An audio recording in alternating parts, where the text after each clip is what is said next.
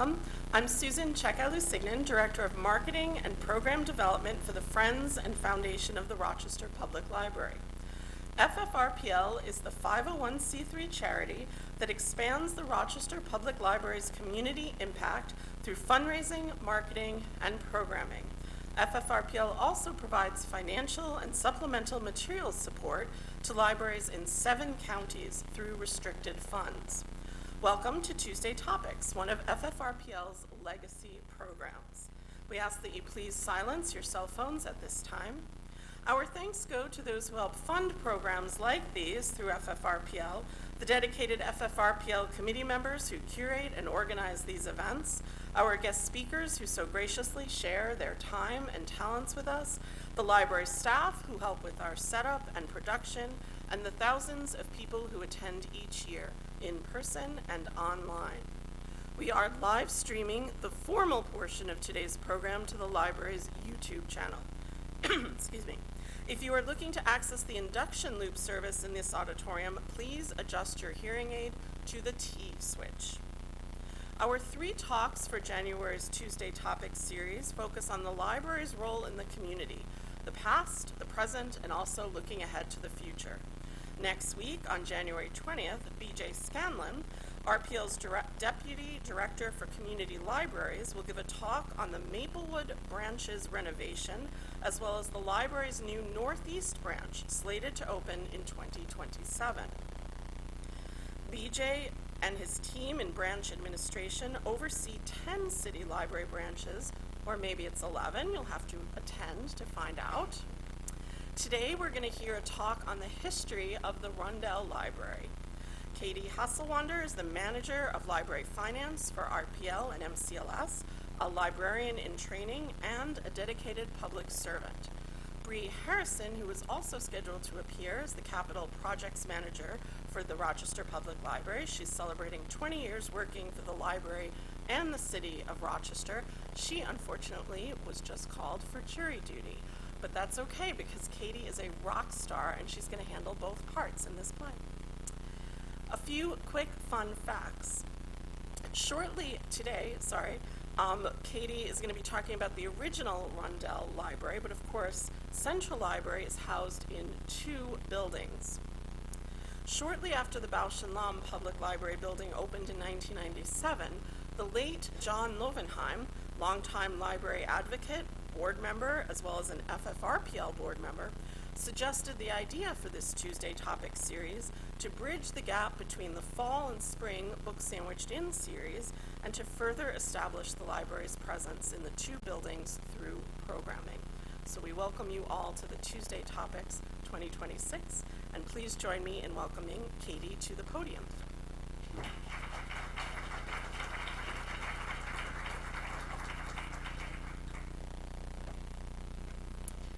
Hello everyone, thank you Susan, that was a wonderful introduction. As you heard, my name is Katie Hasselwander, I'm the Manager of Library Finance. I'm also playing the role of Bree Harrison today. As Susan said, she did get called for jury duty, and you know, she has her civic duty to complete. So, we're going to go over today a history of the Rundell Library. As Susan said, I am also a librarian in training, meaning I'm currently a graduate student for a Master in Library Science, and I recently did a wonderful class over the summer about the history of public libraries, and I got to do a project on a little history of the Rochester Public Library, where I focused on how we came to have our central library housed here, now in both buildings, but originally in the building across the street. So, I want to start by contextualizing Rochester's history at this point. So, Rochesterville was incorporated in 1812 with a very small population of about 1,500, and in 1825 the Erie Canal opened, which runs through downtown Rochester. Rochester became one of America's first boom towns, and by 1830 our population reached almost 10,000. The city was officially chartered by New York State in 1834, with the population reaching 20,000 in 1840. In the late 1800s, abolitionist Frederick Douglass moved to Rochester and starts the North Star, his newspaper. By 1888, George Eastman sold his first camera.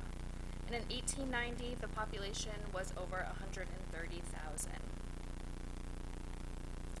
Leading up to the establishment of RPL, Rochester was rich with university activity, social book clubs, and private libraries. The University of Rochester, the original campus pictured here, was opened in 1850. The first literary club was founded in 1854. And then the Reynolds Library, first a private library, was established in 1878. According to the then city historian, these were the centers of literary discussion and study. However, a Chamber of Commerce report issued in the early 20th century revealed that the collections of existing libraries totaled less than 180,000, which was hardly a book per resident at that point. These were also limited to more private settings and not necessarily open to the public. So a growing demand for a public library began. At that time, neighboring cities like Syracuse and Buffalo had already established libraries, and the lack of a public library system in Rochester was called a disgrace by civic leaders. Hearing the calls for a public library, as well as the threat of a potential state prison at a vacant site in the city, then Mayor Edgerton authorized a public library in 1911 and dedicated that site for the first branch. The Board of Trustees was established and engaged the director of the then Brooklyn Public Library System for recommendations. He determined that the most effective way to serve the population was to focus first on local access through a very strong branch system rather than a single downtown building. This plan had branches opening at one per year, which now that we are in the midst of working on a potential new branch, which you can learn about at our next Tuesday topic, one per year is a crazy rate and very impressive. But as you know, we developed a very flourishing branch system located directly in neighborhoods. So that same year, in 1911, Morton W. Rundle, a cousin of George Eastman, an early investor in Kodak, and an art dealer, left a $400,000 bequest for a memorial library and fine arts building. However, the building would not be built until 1936. That is a large gap of time. It is often summarized by one sentence, that the funds were tied up in litigation, but the whole story is much more interesting. So, about a year before his death, he fell ill and hired a nurse, Elizabeth Holmes. It turned out that Holmes was a spiritualist and claimed to speak to spirits, some of which would give her advice to pass on to her boss. Advice about money, advice about keeping her hired, advice about his health. The spirits told her to say, "Don't sell your Kodak stocks," and he didn't. The spirits were right, and he did become very rich, and in his dying days, he left his nurse $500,000, which is about $14 million today. Very smart spirits. However, most of that money he left her were left in stocks. So that $400,000 bequest left for the city had dwindled down to $141,000. This is where the courts come in. They debated if he was of sound mind when he decided to give her money. The city wanted the money, the relatives wanted the money and said it was taking too long in the courts. But ultimately, the New York State Supreme Court decided that spiritualism is a religion and protected under law, so the acts that he made under the guidance of spiritualism, if you will, were protected actions. Holmes was allowed to keep the money, but only the money gifted prior to Rundle falling very ill. So she was required to turn over $200,000 to the city. So the city got $200,000, they got the original $141,000, and they said, all right, close enough. They kept the money in trust to gain some interest. So all while this was happening, the Central Library was still a demand of the community. Staff members wanted centralized administrative offices. The community wanted expanded reference services. But let us not forget, this was in the middle of the Great Depression. In 1932, the RPL budget was reduced by 27%. For the first time, the libraries closed on Sundays and holidays, and the library proposed to close 4 of their branches. But as we all know, as unemployment was rising and people people were frustrated, the library's popularity also rose. We see this every time there's economic hardship. Our circulation trends increase, and at that time they are increasing year over year. So in 1926, George Eastman had also purchased the former Kimball Tobacco Factory for municipal purposes, and we had a temporary central library opened in the City Hall Annex, which is right in that photo in the former factory. But the demand was shown at the 1931 Expo, where the library got 2,000 signatures on a petition that said, "Build your central library now." There's a very fun photo of that exhibit in a book that I believe is the Rochester Public Library History, only available in print, but at many of our branches and here. Luckily, in 1934, Rochester received $263,000 of federal funds from the Public Works Administration, part of the New Deal, which allowed the construction to begin. Construction began in 1934, and the 120,000 square foot facility opened in 1936, instantly becoming a landmark of downtown Rochester. We finally had a united branch system in a central hub. 10,000 people attended the building dedication, where the Toronto Public Library said, "Depressions are inside as well as outside, and books have therapeutic value in enabling men to gain the courage and knowledge to find their way through." The next day, the doors were open to the public, 5,600 patrons visited, and 3,200 books were loaned just in the first day. The building is now listed on the National Register of Historic Places and included in the Inner Loop Multiple Resource Area as one of Rochester's most significant landmarks. It was designed by architects Gordon and Cabler, the firm behind the Kodak Tower, Reynolds Arcade, where the Reynolds Library was originally located, houses in the Browncroft neighborhood, and more. The exterior is striking. This is a photo of the original exterior, which has the original terrace outside the main entrance on South Avenue. So we're now going to look at some of the details on the exterior. On the main entrance on South Avenue, there are two very large pylons you can see on each side of the columns. Those flank the entrance, and they have carvings depicting a man and a woman with a child, symbolizing the continuity of life. They also hold a scroll and a book representing the subject areas of the library at the time. The south wall includes corresponding inscriptions for each subject. Other inscriptions include a dedication to Morton Rundle, which you can see, it's kind of hard to see in this photo, but it's above in between the pylons, above the columns, there's a large inscription, which is obviously still there today. There are also 3 bronze discs above the main door, one including the city's crest. The interior has some of the same features in the exterior design, including bronze details, inscriptions on the walls when you walk into the lobby over across the street. There's zodiac details on the floor as well. The designers were very intentional. They put in large chandeliers, windows, and the atrium design to allow warm lighting in the areas for folks to read and enjoy our services. They also installed acoustic plaster and tiles, chosen to reduce noise and echo. Furniture was selected to create a comfortable atmosphere, much of which is still in use in the library. So, the building site, a very interesting site that we're going to get into.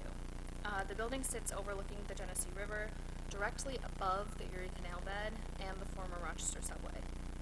The Johnson and Seymour Mill Race still flows beneath the building, providing cooling for the library to this day. The sub-basement features openings where water cascades from the mill race into the Genesee River, and there'll be a photo a little bit later in the presentation that shows that. The architect said that this was a symbolic demonstration that the powerhouse in modern society is the library. The abandoned subway and aqueduct areas beneath the library have become renowned, informal, if you will, platform for graffiti and mural artists, shown in this photo here. It is still accessible if you have, I guess, friends in the right places, and they can drain the water out. You can see lots of very fun graffiti and art, although it is not necessarily the safest exploration. The city and county consider this site a very central location to promote heritage tourism and demonstrates how historic preservation drives economic and community development. So, now this photo is a little small, so I'm going to describe it. We couldn't make it any bigger, but it's a timeline of the site and how long each element has been around at the building site. So the mill race was there in 1817, the oldest element, and then the aqueducts came in at 1821, followed by the Erie Canal in 1919. Then they built the Broad Street Bridge in 1924, and the subway in 1927, which was there through 1956. Obviously, the building was completed in 1936 and is still there today. Now, again, a very small photo, I apologize, but this shows the layering of these elements. So you have the Genesee River, then you have the mill race, you have the aqueduct, which are the same level, the Broad Street Bridge, the Memorial Library, and the North Terrace.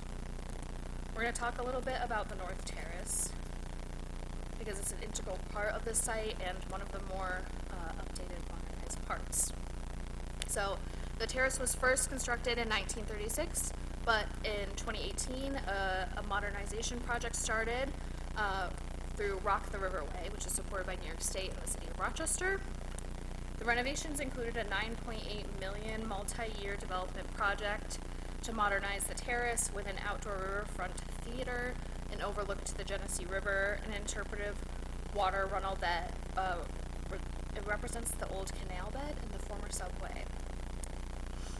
The project also included, not as exciting, but very important reconstruction of structural concrete beams, slabs, columns, and the foundations of the building. Today, you can visit and see the outdoor seating area, the landscaping, which is a little lackluster currently given our construction, and a seasonal interactive water feature. You'll also see, and I want to point out if you can see it in this picture, maybe not in this picture, if you see those kind of four bands that are darker stone,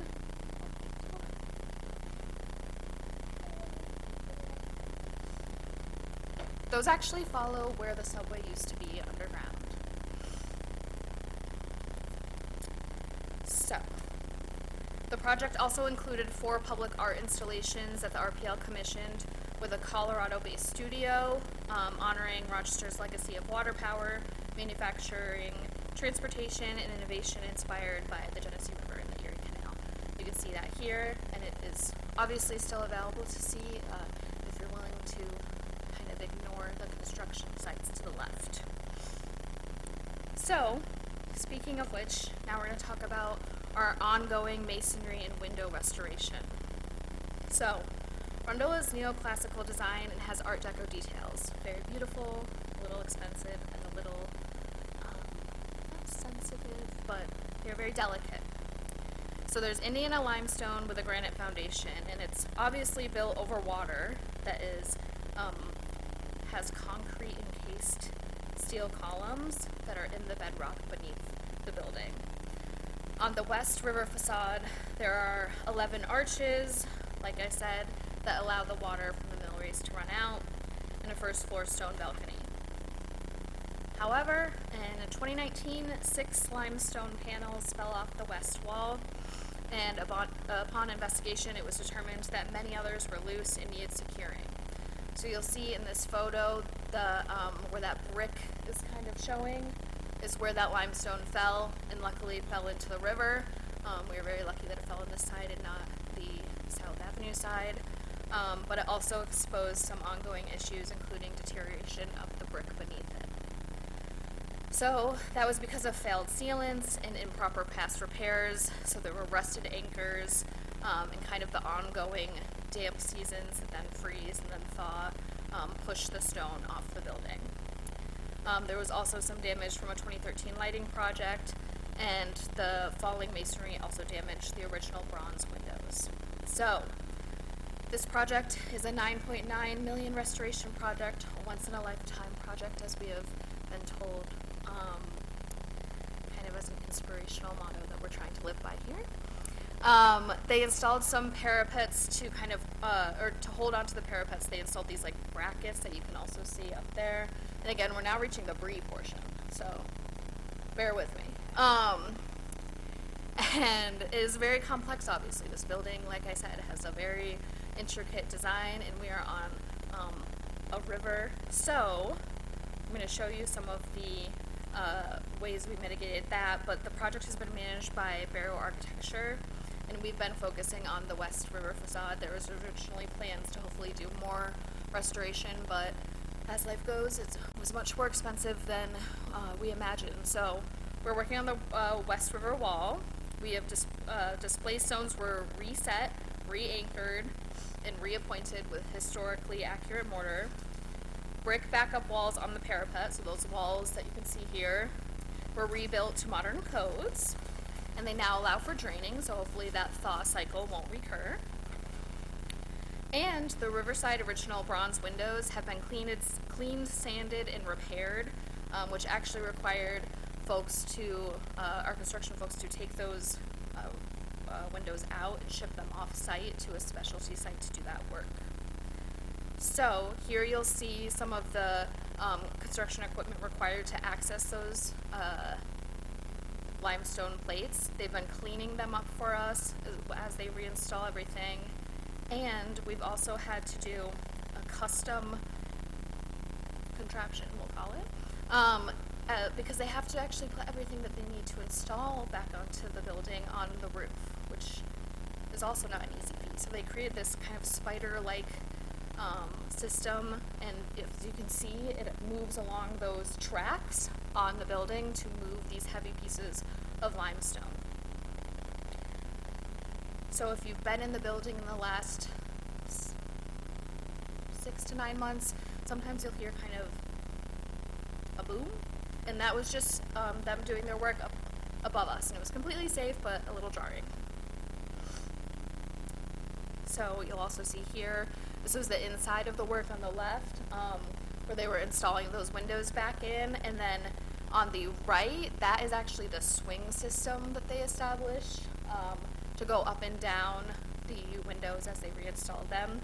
So there were many days when us folks over on the other side would see just kind of someone creeping up or down on this swing. And here on the left, you'll see them reinstalling a window, and then they also had some temporary wood up, and then here again with those new, not new, but restored windows. And it has been a very interesting process to watch and beautiful to see these restored windows come back from New Jersey. So, now, and one last photo of them moving everything on the roof again. And you can see them working on those brick kind of foundational walls and doing just hardly able to wrap my mind around this engineering feat, but here we go. So, as you can see, Rundle has many aging components, structural, mechanical, and envelope needs that will continue on into the future.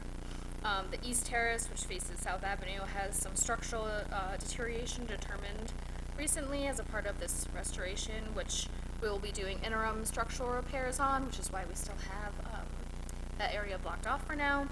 We're doing a full assessment of beams, columns, and decks in the future, and replacing the waterproof system underneath the building. Portions of the entrance will remain fenced off until those interim repairs are completed this spring. Other things we need to work on include upgrades and replacements of the elevators. We recently replaced the North Staff elevator, as well as the upcoming replacements of the Rundle Public elevator and the Staff Link elevator in 2026 this year, and next year in 2027. We will also need to do some upgrades to existing electrical service, as long as a new transformer. That work is recommended now, given potential changes, and we will need new mechanical systems coming in the future years.